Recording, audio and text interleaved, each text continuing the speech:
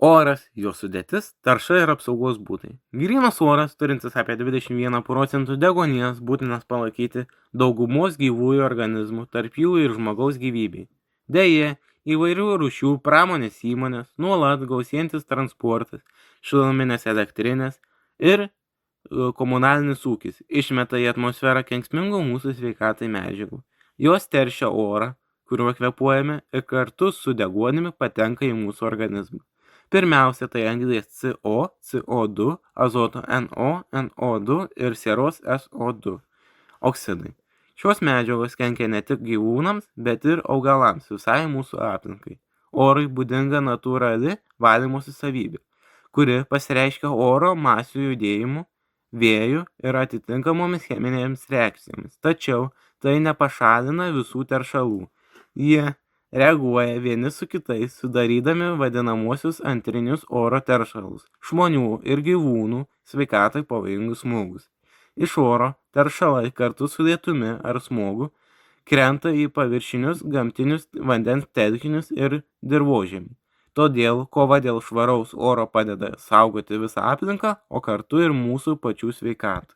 Oro taršos šaltiniai, natūralus šaltiniai, ugnikalnio išsiveržimai, SO2 peliniai, miško gaisrai, anglies monoksidas, dūmai, dulkių audros ir žiedadulkės.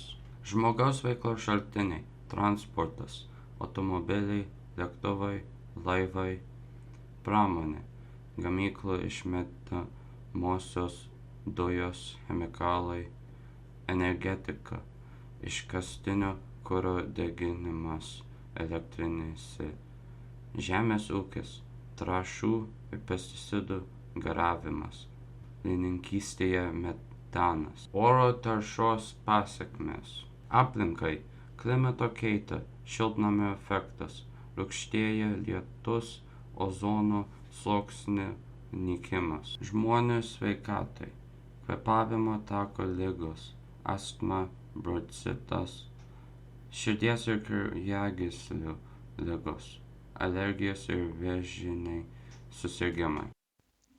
Oro taršos mažinimo būdai, technologiniai sprendimai, elektrofiltrų ir katalizatorių naudojimas gamyklose, atsinaujinančių energijos šaltinių plėtra, saulės, vėjo, hidroenergetika. Ekologiškesnių transporto priemonių naudojimas tai būtų elektromobiliai, viešojo transporto skatinimas. Asmeniniai veiksmai. Automobilio naudojimo mažinimas būtų pakeičiami į važiavimas dviračiu ir ėjimas pėsčiomis. Energetinis efektyvumas, taupus elektros naudojimas, medžių sodinimas ir aplinkos tausojimas. Vyriausybės ir tarptautinės iniciatyvos, taršos mažinimo įstatymai ir normos, Kioto protokolas, Paryžiaus klimato susitarimas, ES ekologinė politikos priemonės. Išvados. Pirma, oro tarša yra rimta problema, turinti neigiamą poveikį aplinkai ir žmonėms. Antra, svarbu imtis tiek globalių, tiek asmeninių veiksmų oro kokybei gerinti.